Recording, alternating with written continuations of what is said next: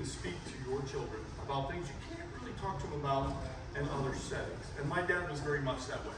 My dad was, you know, my hero in multiple ways. He was a Green Beret when he was younger. He got a master's degree in, you know, business and psychology later on.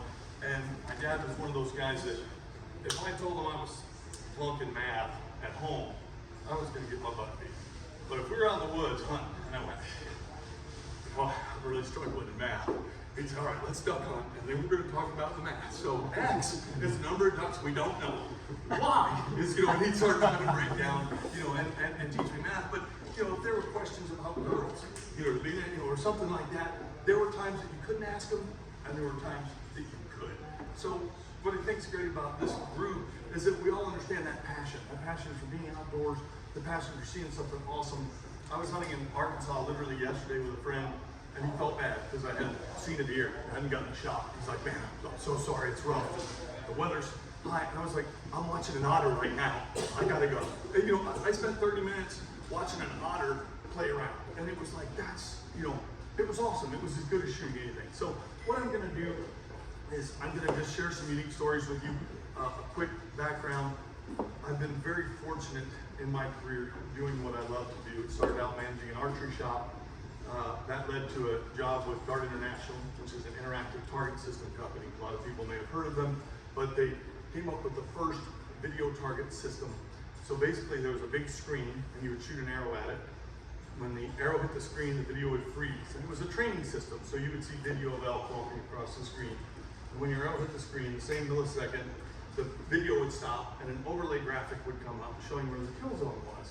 So this company exploded, went really well, to the point where we started competing with FATS, which stands for Firearms Training Systems, that anybody that's in police and sometimes special forces know a lot about that system. I got to travel all over the world installing these computerized targeting systems. It wasn't really my passion, it was a job, but I got to do it. And as I would travel around, people would say, hey, you're from Colorado, where can I, you know where I can hunt an antelope? I'd go, yeah, man, I'm trapping coyotes on this guy's place in the winter. I'll talk to that old rancher and see if he'll let me, you know, let me take you out. And so back then, now we're going a few years back, most of those guys looked at them as pests, even elk, you know, oh yeah, they're in my alfalfa field every day, come shoot them. So my boss had said, if you want to take guys hunting, go ahead, these are our clients, take them out. So I started taking people out. So I started an outfitting business about 32 years ago, and my passion has turned into what I do for a living. So I'm just going to share some fun stories that you can hopefully all relate to. I hope you enjoy some of them. And then, if you guys have any questions or have anything else you want to share, I'd love to hear about it. So, how do I run this little bad boy? Just go forward? I think so, yeah. Should work. All right. So, I like to have a good time in the woods. I think a lot of people take it really too seriously.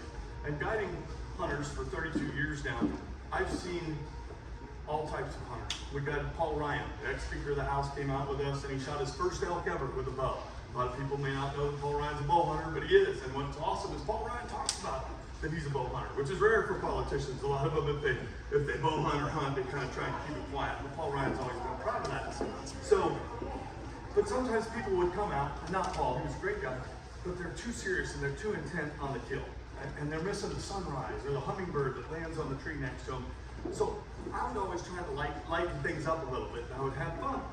And sometimes, when I knew I was going to be hunting a certain area, I would just put something out in the trail. And the next morning in the dark, I'd have a client with me and we'd be going up the trail and I'd stop in the dark because I knew this was right about where I was at. And different people take a different amount of time. If it's dark and you're guiding a hunter and walk to a spot and just stop and don't say a word, some people would take 10 seconds, some people would take 5 minutes, but eventually they would go, what's the plan? What are we doing? And I turned on my light and I'd say, I'm just not sure what to do when I come to this fork in the trail. And the reactions you would get were great. Some guys would be like, oh, this is so you're such a dummy. They were like, you know, the guys would laugh and just like, oh, come on. But it was just a way to lighten up and like, hey, we're gonna have fun. You know, we're gonna have fun over the next few days. So let's cut up and let's just have a good time. So one of my favorite stories, I had a gentleman, very successful in life, owned multiple magazine companies. So he called me up and he said, Fred, you've guided me, you've guided my son, and I want you to guide my grandson. He's just turned 12 years old, and I really think it would be so neat if you guided 3 generations, you know what I mean? And also, it's his first big game hunt. And I said, awesome. I said, tell him to get an elk tag and a bear tag. I said, that'll be great. And I said, what kind of experience does he have? And he goes, 0. He's like, we got him a ball. And I'm like, oh, great, you're making it hard on me. So they come out, and this young man is super excited about elk hunting. He's like, man, let's go tomorrow for elk. I said, yes, sir, that's what we'll do. Now, I like this picture because you see the one bull here, but it's kind of hard to catch this other bull over here. These are all the pictures I've taken. The other bull's kind of hidden a little bit. So I take this young man out, and I haven't really had time to go over a whole lot of elk hunting with him. I mean, we get up in the morning, if we go out in the field, I let out a cow call and a bull screams, just down in the field below. And I'm like, oh, I said, hot dog. I said, and I'm trying to explain to him, like, that's a bull, he's answering us, that's awesome. We're gonna ease down closer, we're gonna get set up, and I'll tell you what to do. So we take like 5 steps and this bull, and he's halfway to us already. I'm like, he's coming. So I freak out, I get excited. Probably can't tell that, but I get all excited and I'm like, all right, quick, you see that tree up there? You run up to that spruce tree and you get down below it. And if the elk comes past, you shoot it. That's all you gotta do. And he's like, okay.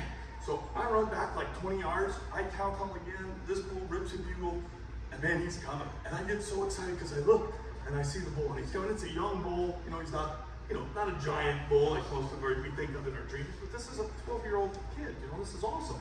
He's got his bow, and I see him sit up, and the bull's coming, and all of a sudden I hear the most, I want to describe it like this, as I hear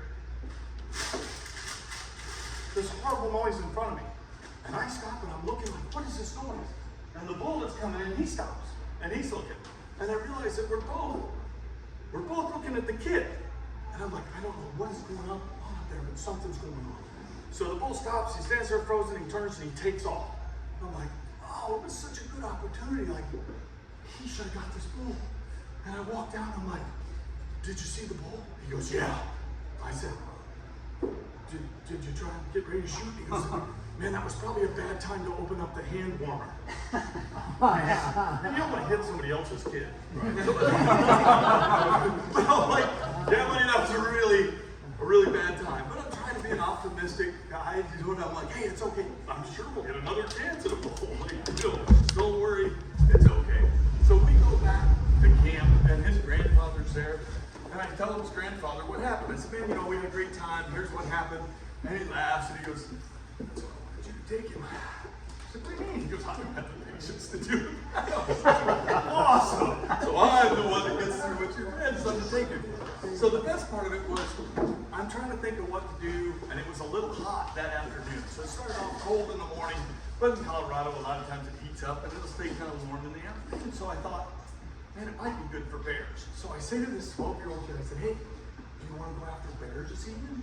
And he like, oh, bear, yeah, that would be really cool, man. Like, he's excited, like, yeah, bears would be awesome. I'm like, all right, sweet, we're gonna go after bears tonight. I said, so we're gonna go down, there's this little pond, and sometimes the bears will hit the water hole. I said, so we're gonna go set up and see if this bear comes into the water hole. So we get up to this spot, and there's a fence line that's running like this, and there's a trail that comes in, goes underneath the fence, and goes to this little water. So I build a little blind. We've all done it, but I spend a few minutes just cutting a few branches. I put up a makeshift blind. So the fence is right here, I tie it into the fence, tie it into a tree. So we are diagonal to this game trail. And I make a little hole in there for him to shoot through. I got a little hole for me to peek through. And we get there early. It's like 2 o'clock in the afternoon. We got a few hours. And I don't think that the bears are gonna come in until later. So I said, listen, buddy, if a bear comes in, I said, I'll tell you when to draw. And it should stop before it goes underneath the fence. So right when it gets to the fence, you draw. And when it stops, it's gonna look in the water hole, see if there's any other bigger bears around. I said, you shoot him right there. And he's like, okay. He's like, awesome, done deal. Bear comes in, we're gonna get it. Now I'm exhausted because I've been guiding, and I sit back and I said, listen, I'm gonna take a little nap. I said, I'll wake up in just a little bit. If you see something, let me know. So I kick my hat back, and I lean back against the tree. I'm only there for like 5 minutes, and he taps me, he's like, Mr. Fred? I said, yeah, buddy. And he goes, let's say a bear comes in. I'm like, yeah. And he goes, let's say it sees us and attacks us. What happens? And now I can tell, like, he's been thinking about this a little bit. You know what I mean? He didn't just come up with this little plot. And I looked at this young man, and I'm embarrassed to tell you guys, I literally lied right to his face because I said, buddy, don't worry. I said, if a bear attacks us, I will jump between you and the bear. And he's 12, right? And he looks at me, he's like, all right. And I'm thinking, that bear would have to eat through your chest cavity to get to me because I'm going to hold you up like a huge shield. If a bear actually attacks, there's no way I'm taking the hit for this kid. He's not mine. So he bought it. That's horrible. But I'm like, he bought it, so he's happy. So I'm like, cool. So I sit back, I keep my hat back again, take a little nap, and the kid grabs me almost right away. And he's like, I see a bear. And I'm like, oh, I'm sure he doesn't see a bear. You know what I mean? He probably sees a deer. So I look up, I'm like, oh, there is a bear, holy cow. And he saw, I didn't see it, that's the great guy I am. So I'm like, okay, get ready. You know, and I'm super excited, and this bear's coming down the trail. And I'm looking, I'm like, this is a perfect scenario. This is a young bear. It's like a 2.5-year-old bear. So, I mean, it's literally, when I say it's a young bear, and it just got kicked off. Okay, so we're talking about a teenage bear, and I've got a teenage kid, and I'm thinking, it's a pretty fair matchup. And the bear's coming, and I'm getting excited. Kid's sitting right next to me. Well, actually, we're sitting this way. He's right here to the right. Fence line runs this way. The trail's this way. Bear's coming off the hill. And he's walking. I'm like, draw your bow. How many, just out of curiosity, how many of you hunted with a bow? Shot a bow before? Oh, perfect. Okay, so you guys can all relate to this. So, as this bear's coming, I whisper to this kid, draw your bow. Now, I haven't seen this kid draw his bow yet. So, all of a sudden, I'm sitting right here. The bear's coming. And he's over there going, and he can't draw his bow. And I don't know if it's buck fever. I don't know if it's because he's just never drawn it sitting down, because we're literally sitting down and playing. And I'm like, she's never drawn his bow that way. And the bear's coming, I'm like, oh, we're going to lose another opportunity. So I reach in, and he's like trying to pull it, and I go, bink, and now he's got it. You know, and we've done that for kids, right? Have you ever done that? Help somebody out with their bow, especially a kid? So now he's got this little come down, and he's at full draw, and he's waving all over the place. And I look, and you ever watch somebody shooting, and you're next to him, and like if the target is that stool, and I say, I'm gonna try and hit the top of that black stool, and I look over at you and your arrow's like this, I'm like, you're not gonna hit the black stool. So I'm like, what is going on? I'm like, lower. He's like, what? And I'm like, lower. And so slowly, and I'm like, lower. And I'm like literally watching, the bear's like 15 to 18 yards, and I'm watching this arrow kind of lower, and then all of a sudden, it like comes in. So I think what clicked is he finally realized he had a peep sight. And me talking to him, he finally, I can't prove that, but I think he finally realized like, oh, that's right, I gotta look through this little thing. Because all of a sudden I'm looking at it and I'm like, that looks pretty close. And I'm like, you know, like, I'm like, let it. And the bear's like, he's hearing some stuff and he's slowing down, he's looking around. And this kid cuts loose. And he lets out the best arrow I've ever seen. No kid, I thought he was going to complete it. He hits this little bear, granted little bear, but he hits it, and it does what a lot of bears do, right? It goes, rah, lets out a little scream, and it tries to run, and it hits the fence, and it bounces off the fence, and spinning around, and it just starts running. It's not charging, but it is running directly at us. Now, I'm not thinking anything about it, right? Because I'm like, I know he smoked it, and this thing's like, you know, sorry, but that's what it looked like. You know, and it's rolling, and it would get up, and it comes right to the brush behind, and it dies right there. And I'm amazed. I can't even believe this kid got it. You know, I'm like, oh my gosh. You know, I burst through the blind, and I hope some of you are like that. I let my emotions overtake me, because I'm leaning on this bear. I got my fingers in the hole. I'm like, oh my gosh, I think you got him in the heart. That was so awesome. And I look up at this kid's, like, his eyes are like freaked out. His eyes are that big. And I'm like, oh man, you gotta get to the dad. You know, I'm like, okay, that's a really good thing you did. The manager here is gonna be really happy that you got this bear. I'm really happy you got it. You know, we made a great shot on it. And that bear was dead really quickly. And he looks at me and he goes, when are you going to get between us? Like, he was convinced the bear was charging him, and I had let it down, and he didn't care about the bear, he didn't care about anything. He just looked at me like, when are you going to get between us? And I looked at him, and I feel bad because I lied to him. The same time I said, buddy, one more step. I had it back. And again, he's like, all right, well, cool. And then he was all excited about the bear. So, these are the fun stuff to me. It makes hunting fun. So here's a little kid with his bear. You see, he absolutely drilled it. Drilled this bear. So, again, and what's great is every single one of you have stories like this, whether it's with bass, or the lucky shot grandpa made, or the lucky shot your son made, or the lucky shot you made. Steve, for example, every shot you made is lucky. I'm just kidding. I'm just kidding. Steve actually has come out hunting with me and saw on my social media that I was coming here, and he came out. He shot a bull elk. Was that your first elk? My first, yeah. Yeah, shot an elk with a bow with us. He shot some other stuff with us. It's been fun. So, but this story, I have some really cool guides that guide with me, and they're fun. You know what I mean? As Steve, as you can attest, we have a good time. So we cut up a lot, we laugh and joke, and we tease each other a lot. Well, on this particular story that I want to share with you, it was getting down to the end of season, all our clients were done, and I said to one of my guys, Brian, I said, man, we got to get this big bull. Like, he has eluded us, we've been after him, we've shot raghorns off him, we've shot satellite bulls, we've shot other bulls, but we haven't got this big bull, and you and me both have a tag, so let's go try and shoot this bull together. And he's like, sweet. He said, let's go try and get him. I'm like, man, let's go up the canyon, because it seems like he's always in this canyon or this canyon, and we'll swing down, and I'll go up one, you go up the other, and hopefully one of us will get a shot at this, big bull. So I was like, all right, man, that sounds great.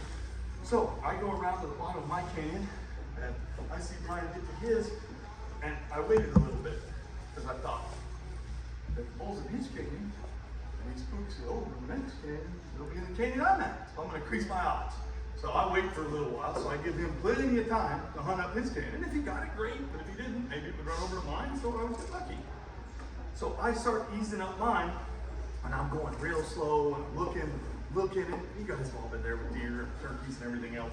But all of a sudden I see movement, I'm like, oh, and I'm busted. Like, I see this right turn, and it's the bull we were after. He was a stud. He's laying there with some cows, and he's got me. And I'm like, we've all done this too. Oh, please look away. I was nothing. I was nothing, just ignore me. Well, the bull's got me. He jumps up, and he takes off through the trees. But he goes out kind of towards this little open area. So I wait a little bit, and I sneak up, and I'm like, I don't see the bull. And I'm wondering if he's there. Well, me and my guides have hand signals. We got all kinds of hand signals for everything. Like, there's a deer, there's a bull, he's 100 yards, he's 150. We've got hand signals, so if we're looking at each other through binoculars or spotting scopes, guiding hunters, we can kind of talk, communicate. So we joke around our hand signals all the time. Well, I ease over, and I come out in this canyon, and I look up to see if Brian's up there. And I look, and sure enough, he's up there in the rocks, and he's looking down at me with binoculars. So our signal was to wave our hat, and then if the other guy waved his hat back at him, he could see you, and then you'd give him your signal. So I step out a little bit, I'm hoping he can see me, but I don't want to spook the elk if he's around. And I wave my hat at him. And then I see him, he waves his hat back, and I see him lift up his binoculars. And so I go, where is the bull? And I'm expecting him to kind of tell me, like, the bull is run, or this has happened, that's happened. Give me some kind of signal, or I don't, you know what I mean? I don't see the bull, you know what I mean? No bull. So instead, he does something I've never seen, and I'm like, what in the heck? Now, he didn't have a big lighter, this is all I had, but I see him do this.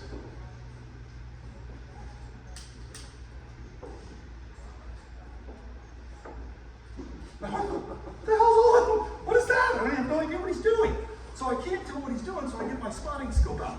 60 power. I zoom it up, I catch it. Now I can see the whiskers on his chin. So I get out, and my guys know if I get worked up. Sometimes I start to get frustrated. Lauren's guided for me, she understands that. Sometimes I get a little amped up. So I go, and he lays back, and I'm like, there's a bull. Like, I want to get after this thing.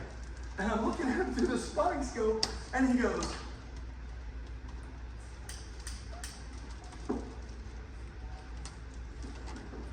and now I'm pissed off. I'm like, he's got a lighter. He's got a lighter in his hand. Now he got one of those little lighters, and you know how you turn it up and the flame comes out that high? I'm like, he's got a lighter. I think he wants to light the woods on fire and push the bull past me. That can't be it. I'm like, I have no idea what he's doing. So I storm up the whole hill, and I'm frustrated, and I got that mad walk, you know what I mean? Like, what are you trying to tell me? So I get up to the top, I said, did you see the bull? He's like, did you get a shot? I said, no. I said, but he boogered, but he didn't look like he was too boogered, and I'm trying to see where he went. And he goes, well, what did he do? I said, he ran out. That's why I went out there and went, where's the bull? And he goes, well, he said, he came boiling out of there, took it off. He said, last I saw him, he was heading to New Mexico. I said, why didn't you tell me that? And he goes, I thought I told you perfectly clear. I told you there is no way in hell you were going to shoot that bull. Let's go. I was like, It was good. I gave him credit for it. This is my son, and this is him when he was, I don't know, 3 or 4 years old, shooting frogs with his little longbow. But I like taking all the boys out. I have 3 boys. I like taking them out hunting. And I took my son out one time, and we had a lot of rain and mud, and I had a rifle on this hunt. I was going to try and pop him out just for some meat. So I said, Trent, let's follow these elk tracks. There's enough mud on the ground. You can follow it yourself. You should be able to follow this track. It's a lone bull. I said, so he should lay up on this big hillside somewhere. So let's follow it. So he's all into it, man. We're following, it's me and, me and Trent, my son, we're cruising, we're following this bull track, and it's behind the house. And we're following and following. And then he got to where he was making little circles and nibbling on some oak brush. And I said, he's getting ready to lay down. And I said, he's up here. He's close to where he's going to lay down. So I tell you what, you come around in front. You follow the track. And I'm just going to be ready. And I'm going to be looking out here. I'm just going to keep you right in front of me. You know what I mean? As I'm walking. I said, but if I see him, I'm going to snatch you back from the shoot. He's like, okay, Dad. So Trent's in front of me, and we're walking, and I'm just scared. And I'm looking for the bull, looking for the bull, and I'm walking. And I happen to glance down, and I see that my son has gotten completely off the elk track, and he is on deer tracks now. And I'm like, So I'm trying to teach him. I said, hey, buddy, you see anything different? And I said, doesn't that track maybe look a lot smaller, shorter together than the track we started off on? He went, he's close. He knows we're here. He's walking on his tippy toes. You got it, buddy. That's exactly what he's doing. We did not get to help in that situation. So, a lot of you guys have had close calls, I'm sure, and women, in different situations. I was very fortunate in the fact that, to me, Chuck Adams was the first one to complete it, but it was called the Super Slam. And he completed it in the late 80s, and that was all 29 species in North America. So that's 5 species of deer: whitetail, mule deer, sickle blacktail, Columbia blacktail, cruise deer, 3 species of moose, 3 species of elk. It's all the species of sheep, the Gaul sheep, stone sheep, desert, Rocky Mountain bighorn. It was polar bear, grizzly bear, brown bear, black bear. It's all a bunch of different, 5 species of caribou. It's 29 different species. That's, bison, fruit muskox. It's all the cool stuff. And Chuck Adams was the first one to complete it with a bow. And when I heard about that, I was like, oh, that is amazing. I would love to do that one day. But I didn't have any money, so I was got a little bit of a problem. So I started just going self-guided for as many things as I could. And living in Colorado, I was fortunate because a third of the Super Slam is in Colorado. We've got desert sheep, Rocky Mountain sheep, goats, Shiras moose, elk, mule deer, whitetail deer, antelope, mountain lion, black bear. We got a whole lot of them. So I'm like, I'm gonna shoot as many as I can here. And then as I say, look, money, I'll go after other ones. So I wanted to go after everything. Well, as I was doing this, a couple different companies came to me and sponsored me. So I've worked with Ford trucks. Right now I'm working with Yeti coolers, Bass Pro Shops, Easton. A lot of people, Easton was one of the first. A lot of people are familiar with Easton. They made Easton bats, Easton hockey sticks, but also Easton arrows as well. So they were like, hey, you've shot everything so far with an Easton arrow. We want to sponsor you, and let's get the rest of these on video. And hey, we're thinking of doing a TV show. Why don't you be the host of it? I'm like, what do I got to do? And they're like, nothing. We're just going to pay you to shoot stuff. I'm like, where do I sign that? Like, Dad didn't raise any fool. Where do I sign? So we started doing this, and it was fun. But I got myself into a lot of pickles. Whether it was, I've been involved in plane crashes, boat flips, horse wrecks. I've been charged by leopards. I've been charged by brown bears, grizzly bears. I've had some pretty crazy experiences along the way. I lost one of my guides. Sadly, he was killed in Africa. That was a big political mess with Mugabe when that was going down in Zimbabwe. Some of you may remember that. So I've been in some pretty incredible adventures. That is a huge leopard, by the way. I'm not too little of a fella. And we thought he was a little over 200 pounds. Where was that? That was in Zimbabwe.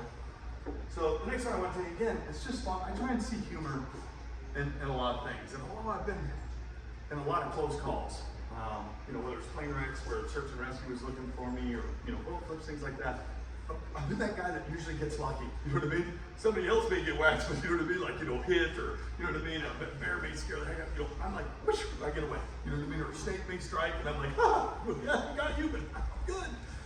But one time, I was hunting alligators with a buddy, which is the silliest thing. Like, alligators are pretty easy. But what had happened is, my buddy is an alligator control trapper. And if you think I'm a redneck, this guy's redneck, okay? This guy's like this, he's straight up, he's hillbilly. Awesome guy, fun, we have a blast together, but he is straight up in there. So he, after we had been alligator hunting all night, he wakes me up at like 5 in the morning, he's like, hey, some woman just called me, we got an alligator on the line, man, we gotta go get we gotta get this alligator on the line, because all these women down there in Gainesville, Florida, he said, are out there videoing this alligator on the line. We can't have this show up in the paper. We gotta go get it. I'm like, all right, I'll go with you. So we're exhausted, but by gosh, we hop up, we go to this little place just outside of Gainesville, Florida, and here's this alligator. He's got a hook in his mouth, he's thrashing around, and here's a bunch of ladies that have walked out of these super nice houses, like super nice area, and they're videoing the alligator. And he's like, oh, no, ladies. Like, I work for the Division of Wildlife, my buddy did, as an alligator control trapper, but we really don't want to show these images anywhere. You don't want to, please don't send this out. And he's like, Chris, we got to get this alligator quick. So we grab this alligator and out, and I'm like, hey, how do we do this? I don't want to get bit. He's like, oh, it's okay. We're just going to grab him. His mouth's hooked. We're going to stretch him out. First, we're going to tie up his feet. Then we're going to tie up his mouth closed. Then we're just going to cut the line, pull him with the hook. I'm like, okay, cool. So we get this alligator, and he's all trussed up, and we get him back. And then one of the ladies goes, there's another one. You gotta get that one too. And this alligator, because of us thrashing around the water, another alligator pops up. So he's like, quick, grab my rod. So I grab this rod with this huge treble hook, and he's like, throws it out there, hooks this other alligator. I'm like, wow, this is cool. I mean, it's a heck of a cast. So fight. This other alligator comes up the shore, and he's like, all right, now you jump on it. I'm like, what? Just jump on him careful. How do you jump on an alligator careful? I'm not sure. But I mean, I want to seem like a wuss. You know how it is. You're hanging out with a guy that's kind of crazy, and he's like, no, just jump on it careful. I'm like, all right, I'm going to try. So I jump on it, and then he jumps on it. We have it. And so we tape him around the mouth, we tape his legs up, and everything's great. So we're like, whew, and I'm like, man, I dodged a bullet there. And he's like, okay, ma'am, if it's okay, we're going to back my Bronco. Now imagine. What kind of Bronco do you think my redneck buddy has? I'm talking about the tires are this big, it's giant. And did you get that album before, Steve? Okay, well, he's a treat. But he's like, man, we're just backing something, hold up these alligators. She's like, oh, another cost my manicured lawn, you're not. And he's like, we're gonna get these alligators. And she's like, oh, no, you're gonna have to come up with another way. And he's like, help me grab these alligators. We're gonna have to poke these rascals with it. So, okay, now, we are exhausted, but we're also not thinking. So we grab the alligator, and one of us says, we each have the tail, each of us have a leg, now they're tied up, and the mouth's tied up, and we're dragging it. Now we're dragging it, and what's happening to that tape around his mouth? It's rubbing. Don't think of that. We throw the alligators in the Bronco. We get them both loaded up, everything's honky-dory. Well, we go to his place, and we drag him out. I've got one that I had shot the night before that was like 11 foot, it was a monster. And his little girl's running around, and there's a couple buddies running around, like, oh man, what a pile of alligators, this is awesome. And we got those two taped ones. And the crazy thing is my giant dead one is laying right here, and one of the ones that we taped up was on the other side. And my buddy's like, I'm telling you, Fred, he's over 11 foot, he's over 11 foot. I'm like, well, I need a tape measure, don't just be calling him 11 foot, he's not over 11 foot. So I go like this, and I start pacing him off. Let's see how big he is. And all of a sudden, the alligator on the other side of my dead one realized that his mouth was not taped anymore. And he, quick, jumped across the dead alligator and locked down on my leg. And it was mad chaos. I mean, they were screaming, you know what I mean? Like, he started freaking out. They were screaming, and like, and a lot of it was me, I'll admit. But I got this alligator by the mouth, and you cannot open an alligator's mouth if he does not want to open it. I mean, I've got him, and I'm trying to get my leg out of his mouth, and I'm freaking out, because he's trying to, do the old death roll. I can't do that, but whatever, you know what I'm saying. But he's like trying to, and I'm like, I know if I let him take me down, he might break my leg. So I lean down, and I've got him by the leg, and I'm trying to get him off, and I cannot get this alligator off my leg. And so he finally, the only thing I can describe, he finally goes to regrip. You know how it's like a dog, when you play with him, and they mess around, and then they go to, like, I'm gonna get another bite. And when he went to get another bite, I was able to jump off. Well then, it's a miracle I didn't die because all my redneck buddies, dude, there was gunfire. Oh my God! They're gonna save me. And they're like shooting, and it's like, somebody's gonna die. Like, I'm hurt, but I'm like, stop shooting! It's like this. So I get back, and my leg, when I say it's messed up, I'll be grossed out by this. When I say it's messed up, my leg, because they were like, how bad is it? I'm like, it feels bad. And they're like, how bad is it? I'm like, feels bad. And so, in front of everybody, I drop my pants. They're like, oh yeah, it's bad. And I'm like, great. So, go to the hospital. That was the inside of my knee. This is the other side of my knee. But I like to think I'm optimistic and a positive person. So I get into the hospital, but the doctor is like, he's calming down because he's like, whoa, you'd rather get bit by anything in the United States other than alligators. Alligators live in swampy water, they eat rotten flesh, and they have more bacteria in their mouth than rattlesnakes, raccoons, possums. Like, he's like, I'm like, all right, can we put a positive spin on it? Somehow, you know what I mean? Like, oh, we need to get you shot full of all kinds of penicillin and this, and we're gonna have to scrub this out with a wire brush, and we gotta get those pieces of teeth out. I'm like, this is not sounding good. Oh, and I'm like, I can put a positive thing on most, but I'm like, this is awful. So I'm there scrubbing, and the guy from the Division of Wildlife has to come in and ask me because it's an alligator attack and all this stuff. And so the doctor's like, oh, we're gonna have to fix this tendon and this and all this stuff. So I go through this horrible operation where he's scaring the heck out of me, like, yeah, we've had people lose their arms, lose their legs from stuff like this because the bacteria, that's your biggest concern, is bacteria. So I'm like, oh, great. Well, my redneck buddy, he just worried I think I'm gonna sue him because he's the outfitter's lead. And he's like, Fred, look, I feel so bad. I'm like, dude, don't worry about it. It's just one of those things that happens, like an insurance, I'm sure it'll be okay. What if you lose your leg? I said, can we not tell him I'm losing my leg from an infection right now? Let's just be positive. So they're working on it. Well, the doctor comes in the next day and he goes, man, it's looking good, but we're gonna hit you with some more penicillin and you drink this, blah, blah, blah. But hey, I got a question for you. Can I bring in, it was Shands Hospital in Gainesville, Florida, which is a teaching hospital. They have nurses and doctors, and it's connected with the university. They said, can we bring in a group of nurses, men and women, and doctors that are training? I want to show them what I did to your leg, because an alligator bite, they may see it. Someday they may see an alligator bite, and I want them to know how to handle it, and the tearing that's involved, and what I did with tendons and all this other stuff. And I'm laying in bed, I'm like, I don't care enough, whatever. You're could be breaking the bill, sure, whatever. So me and my redneck buddy are sitting in the room, and in walks like 12 people, and a bunch of nurses, and there's men and women, and the doctor. It's like I'm not even there. He like back the sheet, I'm not totally. He kind of tucks it around my injury, and he's like got a little pointer, what I mean? Richard out there, he's like, all right, what I did here, and then what I did here. Just very clinical, and it's weird because nobody's saying hello, how are you? It's just very clinical, like doctors do. And he's this, and when did I did this, and then we're going to see how the infection got. And so one of the ladies says, doctor, do you mind if I ask the patient a question? I'm like, I'm right here, but she asked the doctor.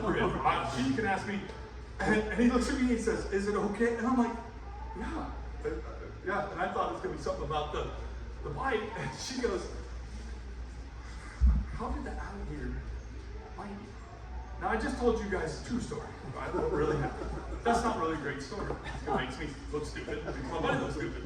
So for some reason, I thought I had to exaggerate a little bit. So and for all these people, I'm like, it was terrible. I said there was a canoe full of handicapped children, and arms lane, and the canoe flipped over. And I said, and I was running out there grabbing these kids because I could see the alligator. And I was throwing these kids to shore, and I had the last kid, and you should have seen, I have never had anybody, they're all, even the doctors, like they're staring like, this is the coolest story you've ever heard. And I'm like, I had the last little kid, and I said, I almost had him ashore, I could see, I wasn't gonna make it. So I threw him to shore, and that's when that alligator got me. And just for a second of my life, it was so, even the guys are looking at me like, that guy's a freaking hero, man. That's what a freaking hero looks like. And I was about to go into the mayor's going to be here soon and bring me a key to the city. You know what I mean? They're going to name a building. I got more stuff to tell, right? And my buddy, it's driving him crazy because I'm getting all the attention, but he's the alligator trapper. And he goes, imagine this. Imagine a group of people and you're telling a story that they are just in rapt attention and they're looking at you just for a minute of your life, a hero. Like, literally, they thought it was here. And he goes, that's a lie. Now it's just become uncomfortable for everybody right now. I just gotta call a liar, and they're kind of not sure who he even is. Like, is that his dad, his brother? They don't know what's going on. And he's like, no. He said, there is no. Man, like, he's looking at me like he's just disgusted that I even just told this story. And he's like, I'm out to get a traffic sheet. And he's trying to, he wants to turn it on himself and how amazing he is. And he goes into it, and clearly the doctor's like, okay, well, thank you very much. And they usher him. But to watch a crowd turn on you when they heard hunting and TV show and killing alligators, like, I've never seen a group switch on you so quick. Like, it was like everybody went from looking at me like a hero to, and Swire. So they, boom, right out of the door. So it wasn't really that cool. I want to show you guys a couple little clips. I've been very fortunate in the fact that I've had a cameraman with me a lot. And like I said, everybody in here has had pretty amazing experiences. I've been very fortunate in the fact that just a lot of mine have been video. And so I've run into some crazy things just like all of you. And if you imagine through your lifetime, some of the outdoorsmen, outdoors. Do you guys want to sit down? Come on and sit down, please. I'm sorry. Don't interrupt me. Someone else tell the story. But I apologize. I should have said that earlier. But I appreciate it. You guys want to be nice. So it's funny to me, everybody has these amazing adventures. And if you think of the things that have happened in your life, if somebody would have had a camera, whether it was you made this incredible shot on a duck or this or that, I've just been lucky because somebody happened to be there with a camera. But on this circumstance, let me go ahead and start it for just a second, then I'll have you pause it. So you got to go into the little pause button on the left. This is Alaska.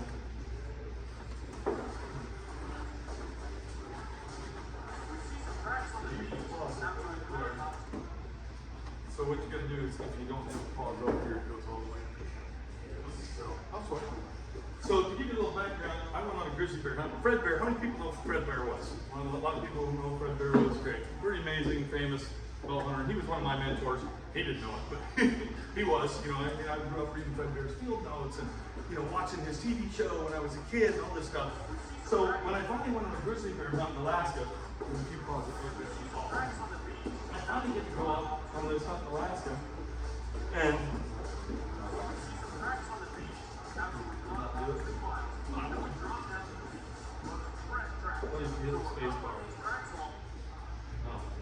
Alright, well I'll tell the story and then you can watch it so it kind of makes sense to you. Okay.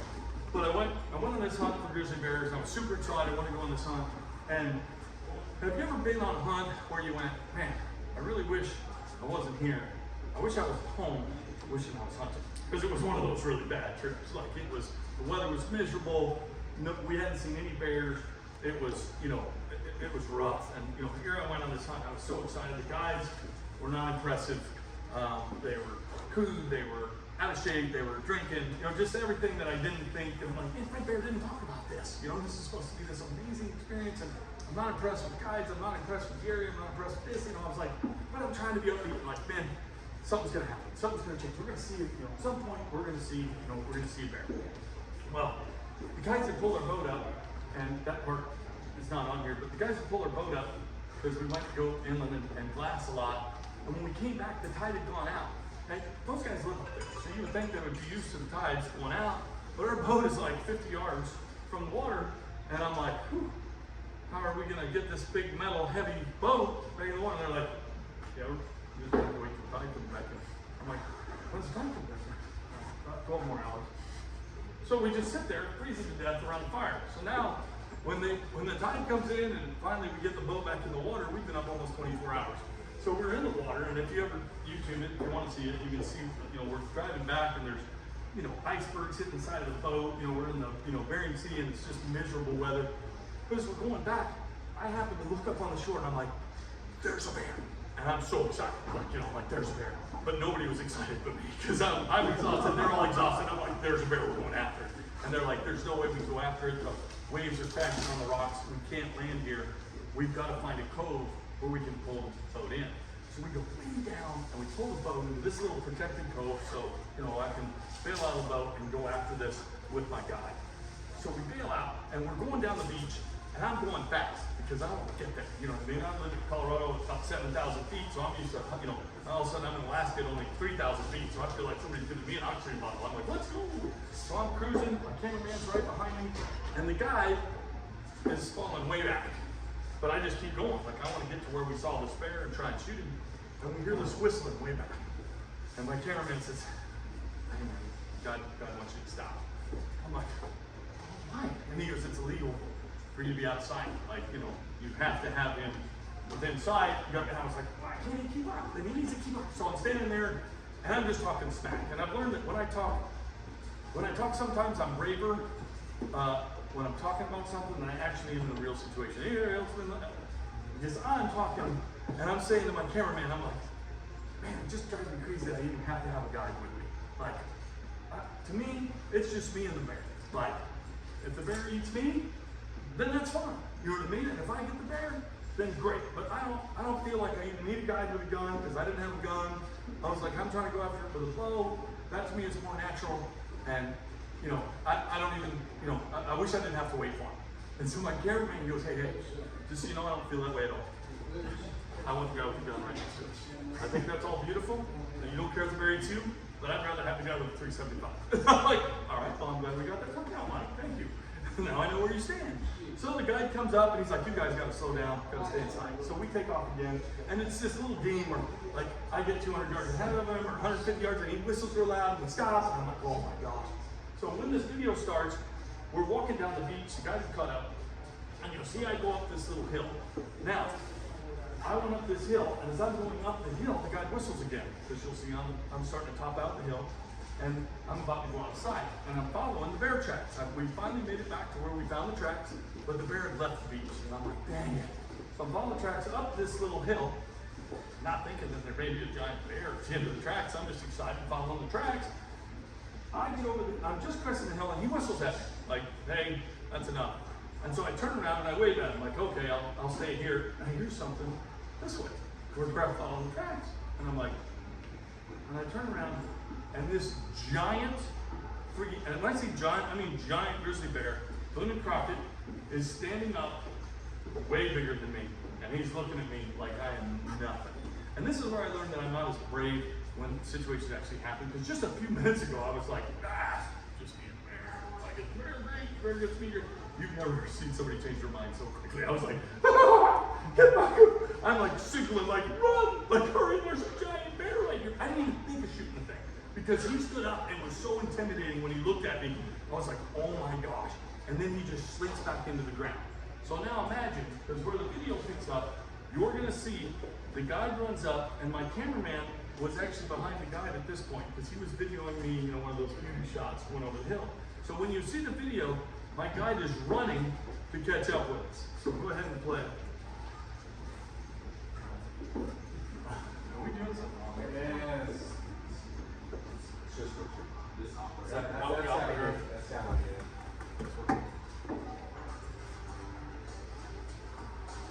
We see some tracks on the beach after we've gone about 2 miles, and we drop down to the beach. Well, they're fresh tracks. So we're following these tracks along, and I see where the tracks go up to the snow. Well, I don't believe, so I decide to take off up the ridge and through the snow. You can see him following back. My guy The next shot. slow me down. Like, hey, hold on a minute. He whistles, I stop. Well, when he whistles, I see a bear get up out of the altar right in front of Usually me. the guy's supposed to be in the seat. Here's my cameraman running up. Now the problem is when they get there, they don't see the bear. And I'm like, there's a bear right here. And they're like, where? I'm like, I promise you, he's right here. And all of a sudden he stands up.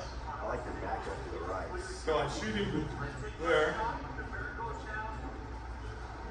He takes it like nothing, and I shoot him again in the chest here. Now, this part is embarrassing. Guys, you'll hear me say, don't shoot my bear. So I'm ecstatic. But look at the guy. See what he's doing? He's going, shut up. I've done that with my kids. Shut up, be quiet. Like he's afraid he's going to charge.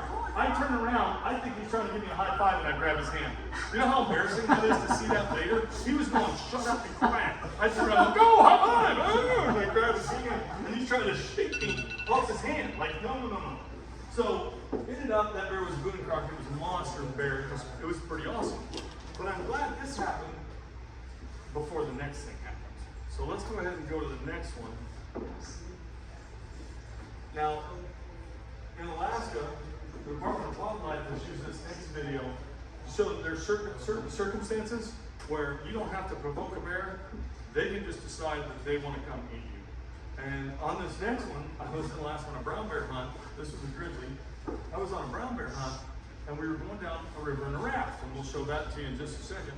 And it was one of those deals where the guy, super nice guy, but he's like, okay, it's pretty rough, so what we're gonna do is we're gonna ride with one leg in the raft, one leg outside the raft. But make sure your leg doesn't get hooked between the rocks, because then it'll drag you right out of the raft, you might drown. Awesome advice from an outfitter, that's great. And he's like, and we're just gonna try and keep the raft in the middle of the river, we're gonna put all our gear in the middle, and you guys just paddle. It's like, okay. So we're cruising. This is a joke question, but Just hold on. hold on, that's exactly right. Hold on, don't bounce out of the raft. So we take off down the raft. I look down the river and I said, oh my gosh, look at that. I said, there's a bear. And he goes, oh my gosh, there's 3 cubs with it. Go ahead and play.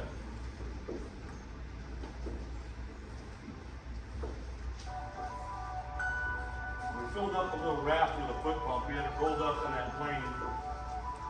As we take off, and you'll see we each have one leg in the boat, one leg out of the boat. And then we hit these rapids.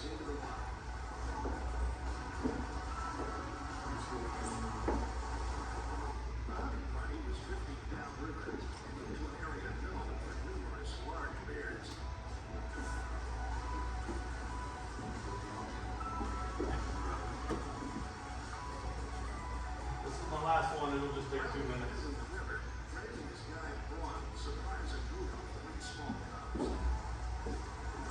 See the 3 cubs? The mom took off. The 3 cubs out.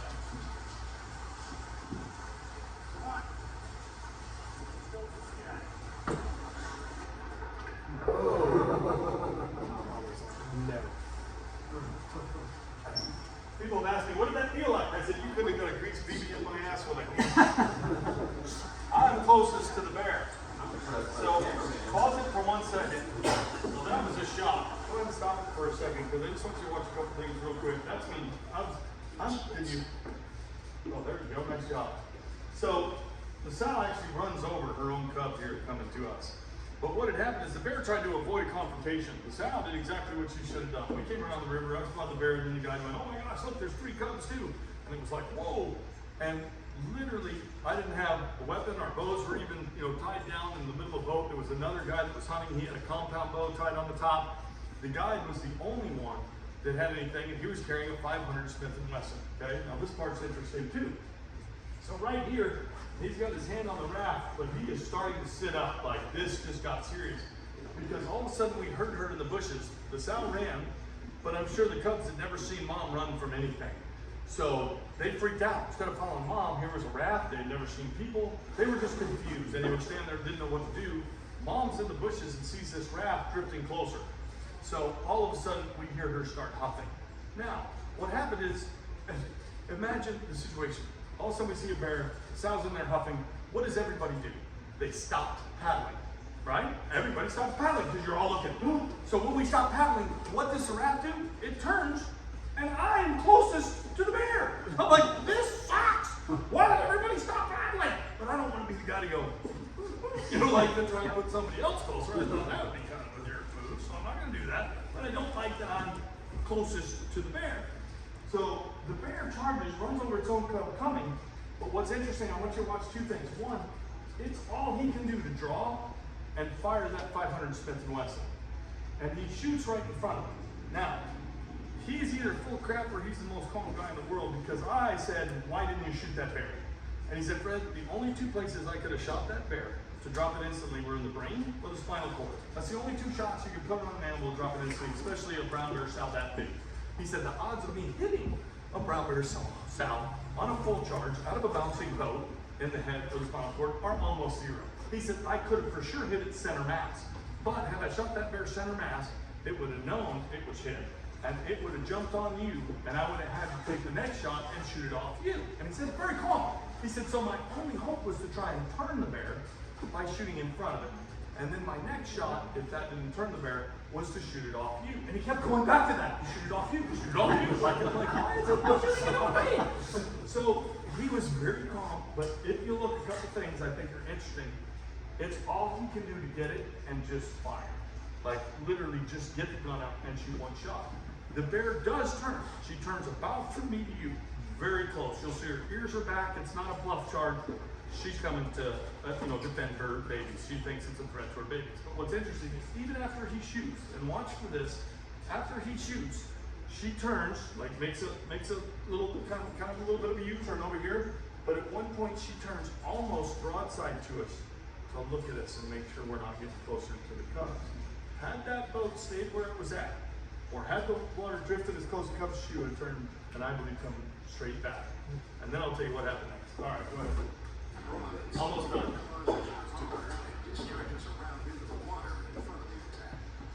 Watch right here. See how she turns and looks right at us. But fortunately, there's her cub right in front of her. The boat was drifting down. So here's the crazy part. So I call Easton up, the same company that makes bats, hockey sticks, arrows, and they're sponsoring the TV show. And they had a satellite phone they had given me, like we want to update. We're paying for this hunt. We don't know what's going on. And I'm like, oh my God. We got charged by a brown bear. Like literally, we pull out. Like, did you get it on video? And I'm like, yeah, we're all fine. Thanks for us. Everybody's good. People die every year. But the nutso part, my cameraman videoed all this. You saw the guy shot one shot there. We go down and pull over because literally we had two of us that dropped paddles. I won't say who. But we had to pull over, get all our gear, and kind of get situated. And the guy is messing with his gun. 500 Smith & Wesson revolver. He's messing with it. And I said, what are you doing? And my cameraman's rolling the whole time. I said, what are you doing? He goes, oh, I got it. No big deal. I said, what are you doing? Because he keeps messing with this gun. He's got it down here and he's messing around. And I said, is everything okay? And he literally finally looks up and he goes, the gun's jammed. And I went, revolvers don't jam. Like, I'm an avid shooter. And I'm like, that's why you shoot revolvers. That's why revolvers are the best thing to have in a self-defense situation because it doesn't jam. What do you mean it's jammed? He goes, I don't know. I can't cock it. And so my cameraman's running. I'm like, wait a minute. The gun you were going to shoot the bear off me? The gun that, if it didn't stop it or turn it, you were going to shoot off me? It's jammed right now. And he's like, it's jammed. I said, let me see it. I'm like, in my head, I still can't understand a revolver jamming. So he hands me the gun, and you cannot cock it. So I start looking at the gun, and he was shooting souped up reloads. The primer had backed out of the casing. The firing pin on 500 Smith & Wesson is located on the hammer. So the hammer had come down, hit the primer had backed out of the casing, the primer was stuck. The firing pin was stuck in the primer that backed out of the casing, so the cylinder would not turn. He had done the only thing that I've ever seen almost that you could do to literally jam a revolver. So we had to literally get in there with penny knives and force it out, you know what I mean? Like we're trying to wedge it. And then the hard thing was tapping the cylinder out to get it open so we could reload it.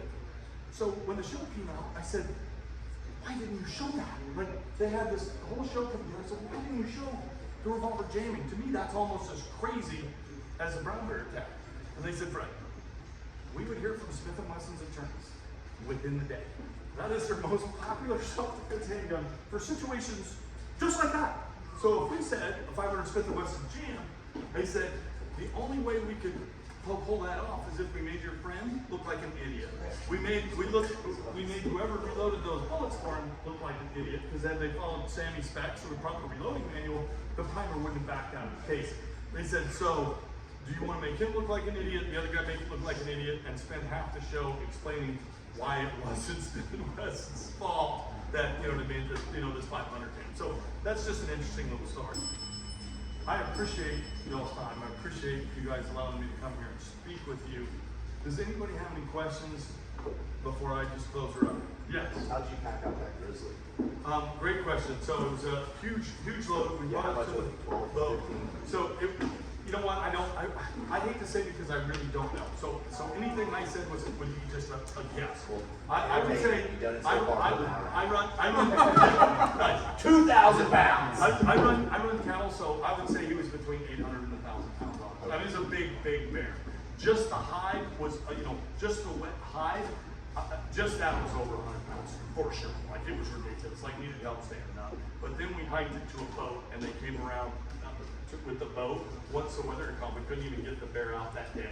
I wanted to spend the night with the bear, to be honest, because I was like, what if something eats my bear? But they were like, no, the weather's got to calm down and come around. So they did it with a boat. Any other questions? How long did it take you to complete the super slam? What was the deal with that? Was that So great question. Yeah. So for all 29 species, I started it. You could say arguably when Chuck Hammonds did it because I was like, that is the coolest. To me, that was the Everest of bow hunting. I thought that was really cool.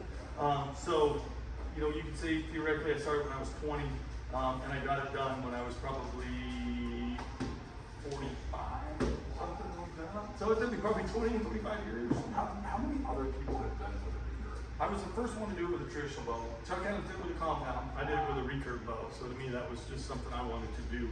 Since then, Rick Dugan and Nathan Anderson have done it. So since then, there's still only 3. Those are the 2 other guys that have done it. That's nuts. So what have they done? Like, when you rock it, like, have there been any giant lifetime achievement awards that have given you? Yeah, I've gotten some pretty cool I stuff. got that. And it was fun. And, I've got to work with, Ford Trucks did a really neat deal on my ranch. They came out and did when they came out with a new aluminum body, if you Google Fred Eichler tests F-150, it's been a few years ago, but they did a show for 6 years called Ford Outfitters, and I worked with Ford Trucks on that. But they did some neat stuff too. So it was fun. Been fortunate. Any other questions about anything? Do you still got it? Yes, sir, I got it every year. We take about 150 to 180 clients a year. We got your whitetail, mule deer, elk, bear, turkey, mountain lion, a little bit of everything. And the 3 boys are all, so they all got a bunch too. Steve's been there. I beg your pardon? Yeah, it's awesome. It really is. It's super cool. The kids actually, we have some buffalo, and they just brought a guy in, and they shot a buffalo, or actually a lady shot a buffalo yesterday. And the boys are all skinned out, so there's some. I'm sorry?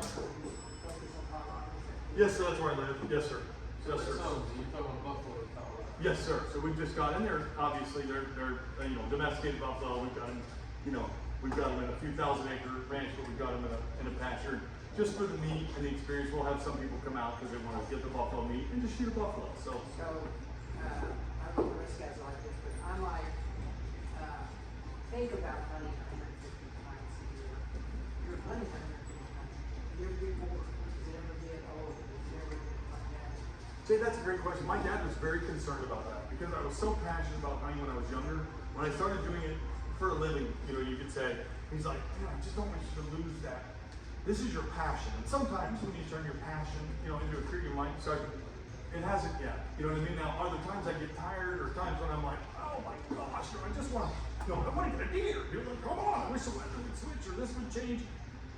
But I love, and I think to me, like, the otter the other day, just little things. And I still love all of it. Now, I think if I just hunted whitetails, I would lose my mind. If I just hunted mule deer, I would lose my mind. And same with guiding. If I guided just one species, because honestly, about the time I'm tired of guiding archery antelope, and I'm like, if another guy misses an animal with a bow, then I'm going rifle. You know what I mean? And same thing with elk. We take a lot of guys archery out, and then it's like, oh, if we have another elk at 40 yards and walks away, you know what I mean, or 20 yards, but then you're rifle out and you're getting some payback. So, I think the different species to me helps keep it super exciting, fun, and it's about the people. Fred Bear did such a great job of explaining the places you go, the different environments. There's beautiful places everywhere you go, cool people everywhere you go. If you take that in and enjoy it. You gotta be either just like 100 or you have like Psycho or Fox, Psycho, or Lucy with 100 or how would that Great question. So a lot of times we'll customize it to what guys want. So like when Paul Hine came, for example, he wanted a one-on-one. He's like, I don't want some other guy, that he may not know, that wasn't part of his group. So we've taken, baseball players and all kinds of different guys. But what's fun is, usually it's a one-on-two. So just generally, it's one guy for 2 clients. But what a lot of guys do is say, hey, I want a one-on-one. And so we usually charge an extra, I think it's $200 a day for just one-on-one. Like, okay, you're going to be with this guy the whole time, your whole experience. And some guys will say, but I just want you to be, or even my son, Seth, hey, I want you to be with just me and my daughter, or me and my wife. for, you know, me and my, you know, buddy, whatever. So, you know, we customize and do all that stuff. Fred, Yes, sir. archery, you got a big offer in front of you, someone pops into one of the corner panels, like a shoulder or a hip, do you even try to go after it? Yes, 100%. So I'm a firm believer in pushing hard on an extremity hit to keep bleeding. You know, so you know, pawn shot is the totally opposite. You know what I mean? That you want to sit, but extremity hits, a lot of times you can really tire those animals out by just pushing them. You know what I mean? They're not letting them lay down. With that terrain and being on foot. Oh, exactly. So just you can. I mean, now it's a chore. Don't get me wrong. It's not like, oh, let's go. You may be going miles, but we have actually recovered some extremity hits. So you know, and then what we do, we have a great relationship with the local game wardens. We never had a game violation. So what we do is I'll call the game warden and say, hey, you know, we hit one, and that's so just in case if they find it dead 3 days later. 3 counties over, like. Right, because I take guys from, we took the presidents of 14 different companies last year, like the owners of Hornady Ammunition Company, Remington, you know, the president of Stag Arms, president of Rock River Arms, so we take a lot of industry guys too. So I can't put those guys in a bad position. So my job is to not only keep them legal, you know, have them have a great time, but not put them in a position where they could get a ticket in any stretch of the Never imagination. use dogs in travel. Yes, we can use dogs, and we have used dogs. Yeah, I've got hounds that we use for mountain lions, for example. But yeah, we have used dogs to try to recover animals before. I got a question. Yes, So sir. there's naturally a lot of hatred towards the private land thing. People are like, oh, you're a bigger man if you go for public land and you hunt off of. Do you have any feeling on that? You know what? I really don't. We guide on both. So we guide on public land. We take quite a few elk on public land. Actually, in the new issue of Elk Magazine, Lauren's guided for us. She guided for a place in Montana and another outfit in Colorado. She's guided up on the wilderness area. So we take elk every year on the wilderness area, on public land, and we take elk every year on my ranch where we've got alfalfa and oats and wheat. And you know, I'm one of those guys, I don't look down my nose at anybody, and I get frustrated when somebody else does. So to me, I don't personally like hunting high fence, but I don't have a problem with somebody else that wants to. If that's a hunt to them, or based on their time limit, or maybe they have a kid with them, or maybe they have some, then that's a hunt to them. So to me, the infighting, it's not worth it. So I'm usually actually real quick to do the big tent theory, you know, like, hey guys, we need to all stick together because you understand that they can segment us and hurt us really bad. So let's be smart about it. What Yes, part of Colorado? Southern Colorado. You know, I'm outside of Trinidad. Okay. So if you know where Trinidad, Colorado is, I'm in the mountains. I've got one place that's right in front of the Spanish Peaks and one place that's just east of there. But I'm permitted on 1.3 million acres of wilderness area. So we'll take guys up the wilderness area, and then I lease a whole bunch of other ranches besides my 2 ranches that we hunt. I rent a bunch, or lease a bunch of the ranchers, you know, places around. Story behind the claw? Oh, just cool. You know, I'm not a big jewelry guy, but the claw to me is like, you know, that's from the grizzly, and I'm like, that's cool. Gotta wear a grizzly claw. That's gotta be good luck, right? Wasn't good luck for him, but you know, I like to think it's, you know, good luck for me. So yeah, so I wear that. I wear that a lot. Yes, sir. You stuck that bear twice. The first one, I mean, you're so, can that arrow penetrate like through the fur and the rib cage? Good question. Yeah, so my recurve that I shoot, I like a lot of FOC, which is front of center weight. So I usually get really good penetration. But those arrows flew through that bear actually pretty Did they? quick. Yes, sir. But he was also standing up. I was shooting a cut on impact broadhead, but the bear was standing up. So the biggest thing is, you know, technically you want to shoot where you can get both lungs. So one arrow actually blew through the lung, the one that didn't, you know, that he just took it like a man. Like, you know, literally, like, I was like, I just saw that bear get hit. He didn't really react. That's kind of scary. But he went down, he came back up, and my other arrow, and I wish I could tell you it was skill, but it was honestly pure luck. I was just trying to shoot the bear. But my other arrow ended up taking the ventricles right off the top of the heart. Just, you know, honestly, I'm just being honest, it was a lucky shot. But it was like, it shut him down almost instantly.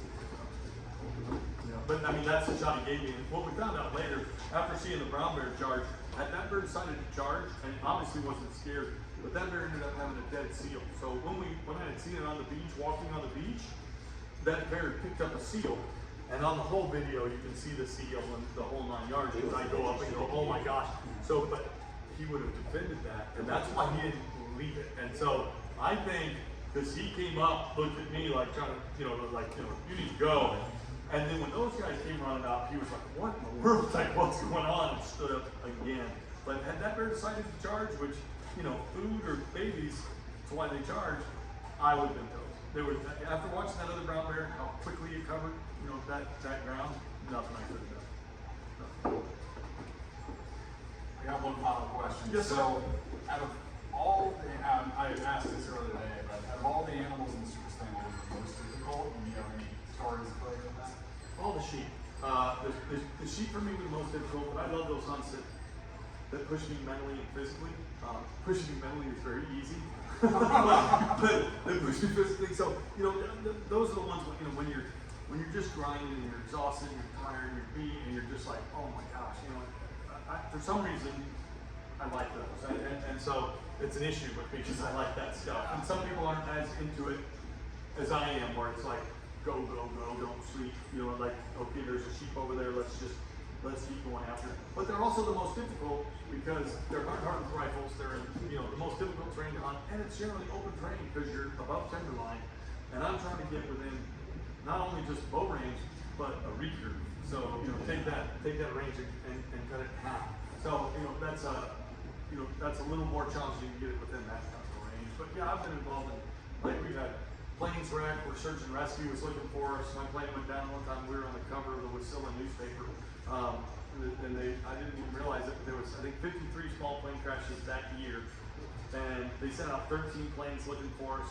My pilot was in a coma, and he did not file a flight plan, and I did not know that happens more often than not. But it puts people in jeopardy because he made a couple of very bad mistakes. One, he didn't file a flight plan because everybody has a radio up there, and so think about your top spots. Like, I'm sure everybody in here has a great bass place that they like to hunt bass. And maybe you don't want to tell everybody about it. And a great, deer spot or a great this spot. Well, the majority of hunting in Alaska, or 99% of it, is public land. He didn't want to put in and put in a flight plan, because when you put in a flight plan, you literally say what your tail, to meet, what your somebody help me. Thank you. Tail number is. You say where you're going to, and when you're going to be back from there. So the problem is, a lot of outfitters up there know exactly whose plane that is. They know that guy shoots big moose, big sheep, big goats, whatever, and they're literally trying to gain knowledge by listening to where these guys are putting in their flight plans. So the difficulty with that, and what almost got me killed up there, is my pilot did not follow a flight plan because of that. Even worse, he didn't tell his wife, and none of his buddies knew where he took us. So when he crashed and went into a coma, he literally, search and rescue, had no idea where to even look for us. And that's a whole story in itself. Me and my buddy stranded, and how we did what you're not supposed to do. I thought I did good. I set up a big SOS and rocks on a tarp. I set up some green limbs. We had left a little fuel there, but we had no idea what happened. We didn't have a satellite phone. We didn't have, that Garmin spot. We didn't have anything, so we had no idea what happened. But that's a whole other story. So yeah, I've had some crazy ones happen.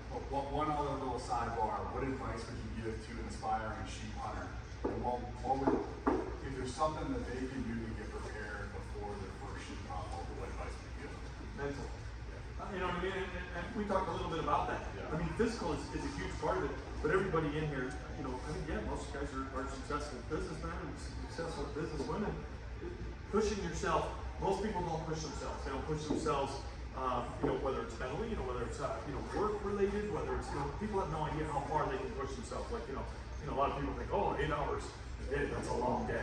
Everybody in here put in longer than 8 hours and thinks that's a joke. So, same thing with the sheep hunt. If you put it in your mind, I'm just going to go and I'm going to bury into this, as far as I can. And then the other part is, research. Take the time to research your guide. I have no problem calling game wardens. I have no problem calling other hunters. I tell people, if I'm looking for an outfitter, I don't want their little pre-made list of their cousins or the few hunters that had an amazing trip with them. If I give somebody Steve's number, you would probably say good things, right?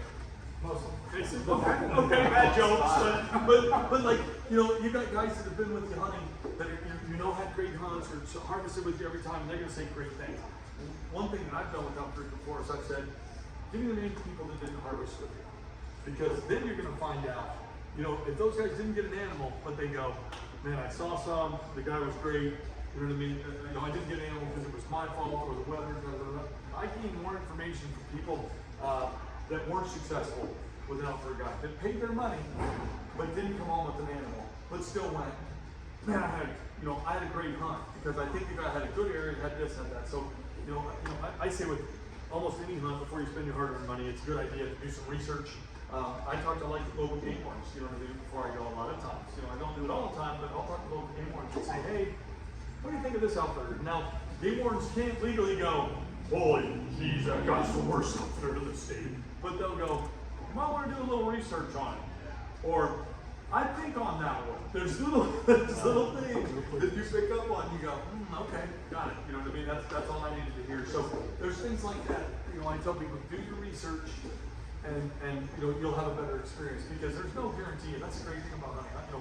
You may not get one, but did you have a great time? Do you feel like you were treated fairly? Do you feel like you were in a good area? Well, guys, let's give a round of applause.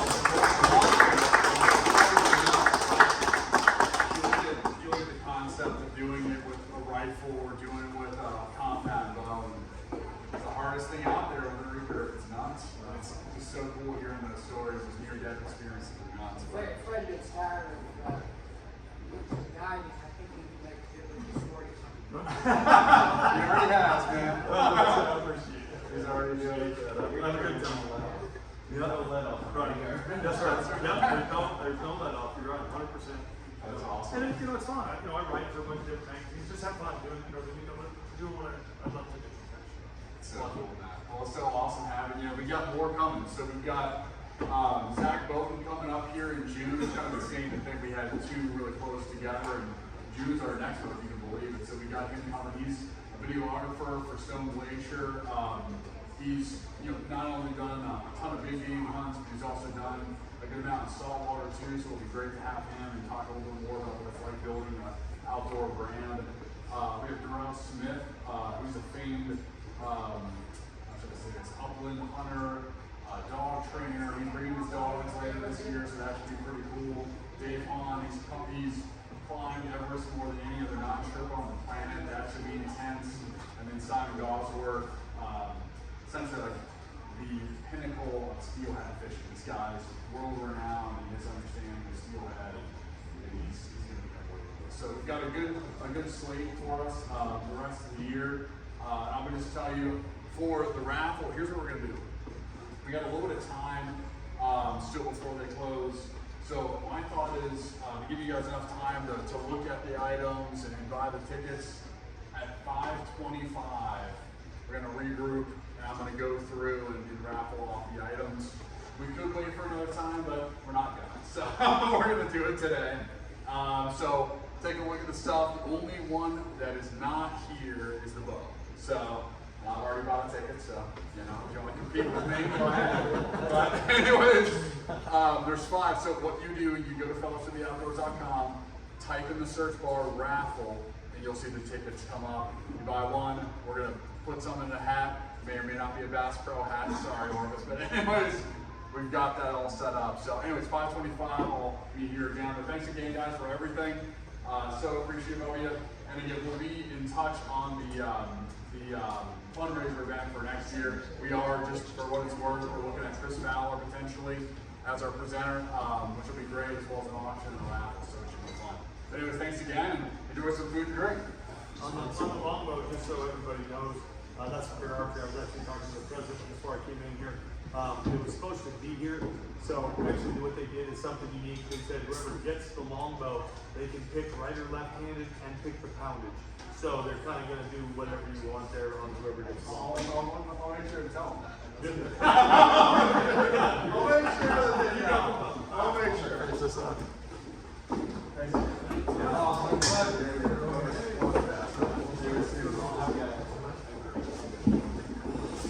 See, that's like. Okay, nice.